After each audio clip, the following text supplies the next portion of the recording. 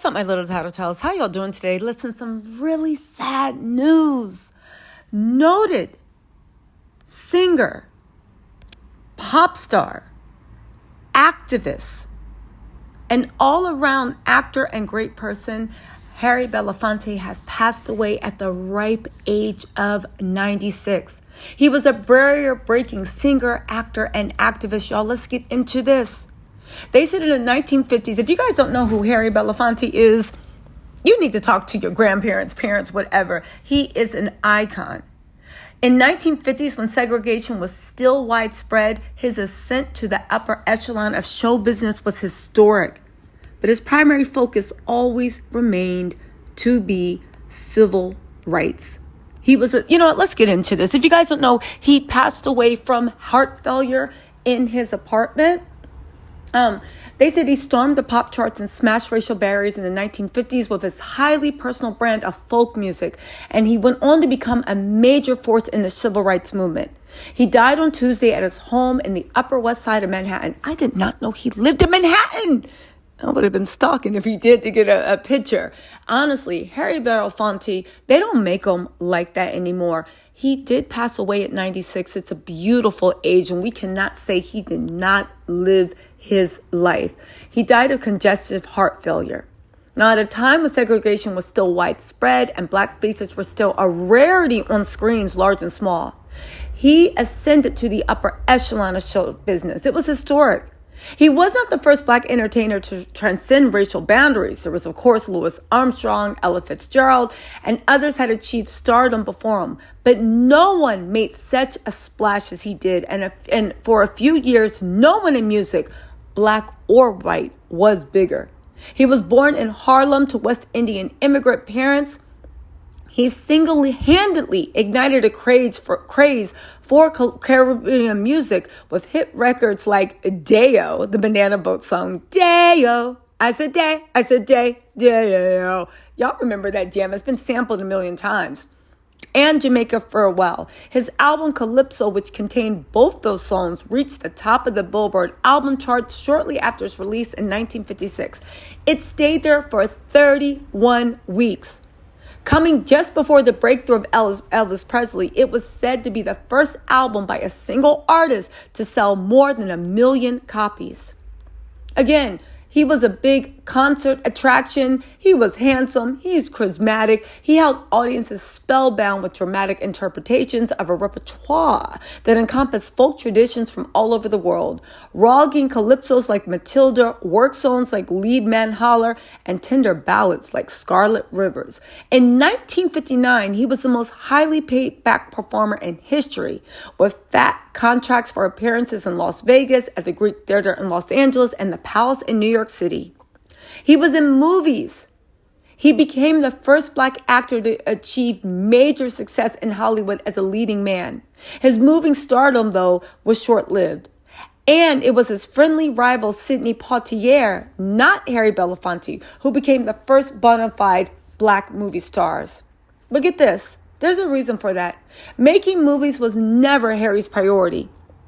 After a while, he didn't even care about making music.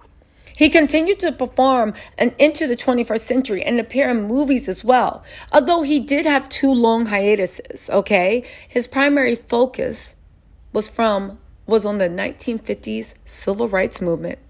Now again, early in his career, and this is straight from the New York Times, he was befriended by Reverend Dr. Martin Luther King Jr. and became not just a lifelong friend, but also an ardent supporter of Dr. King and the quest for racial equality. He personified that. He put up much of the seed money to help start the Student Nonviolent Coordinating Committee and was one of the principal fundraisings for that organization and Dr. King's Southern Christian Leadership Conference. He provided money to bail Dr. King and other civil rights activists out of jail. He took part in the March on Washington in 1963. His spacious apartment on the West End Avenue in Manhattan became Dr. Martin Luther King's home away from home. And he quietly maintained an insurance policy on Dr. King's life with his family as the beneficiary. He bought an insurance policy for Dr. Martin Luther King and made Dr. King's family the beneficiary. He looked out in any which way. And he donated his own money to make sure Dr. King's family was taken care of after Dr. King, unfortunately, tragically was assassinated in 1968. Now, interesting enough, he did sue Dr. King's 3 surviving children in a dispute over documents that Harry said were his property, and the children said belonged to Dr. Martin Luther King's estate. But true to his character, the suit was settled the next year, with Harry retaining possession of those documents. In an interview with the Washington Post, a few months after Dr. King's death, Harry himself expressed ambivalence about his high profile in the civil rights movement. He said he would be able to stop answering questions as though I was a spokesperson for my people. He added, I hate marching and getting called at 3 a.m. to bail some cats out of jail. But he accepted the role because he knew the work that needed to be done. Imagine somebody fighting for the people, but also saying, I'm not the spokesperson. It's many voices that brought this movement together. I did this because I love us. In the same interview, he noted ruefully that although he sang music with roots in the Black culture of American Negroes, Africa, and West Indies, listen, he was old school. He just move on. Anyway, he said most of his fans were white. As frustrating as that may have been, he was much more upset by the racism that he confronted even at the height of his fame.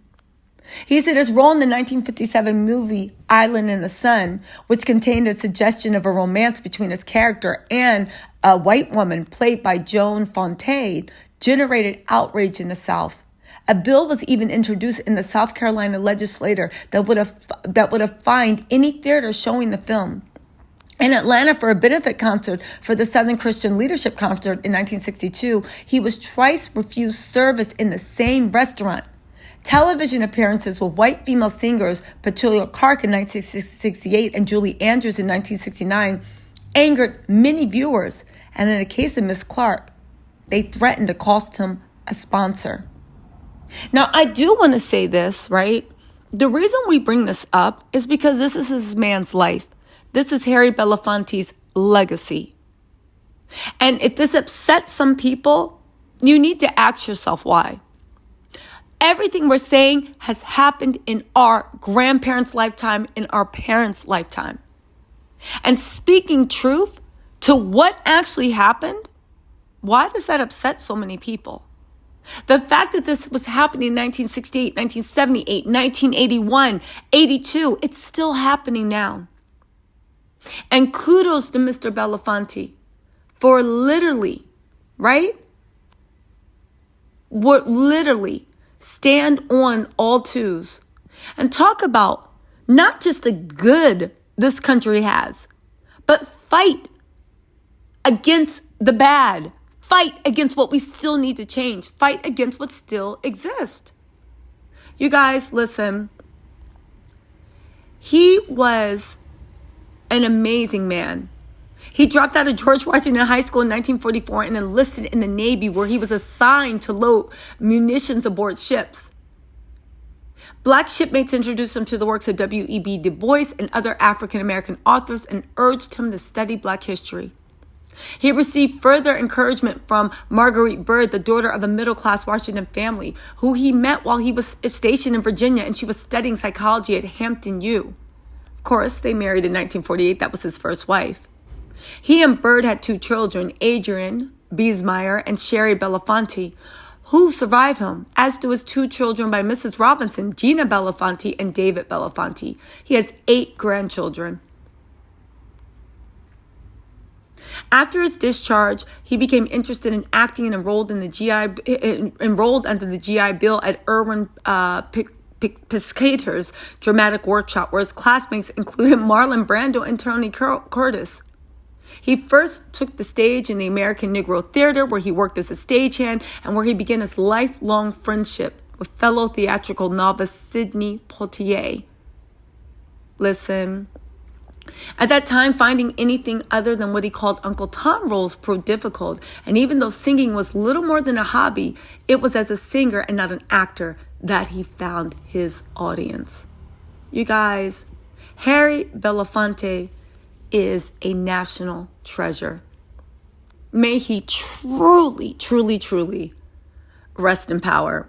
They don't make them like him anymore, but I pray to God one day they start up again. He was a credit to his race, to his country. He was a credit to this world. R.I.P. Mr. Belafonte. You will be missed. You will be missed.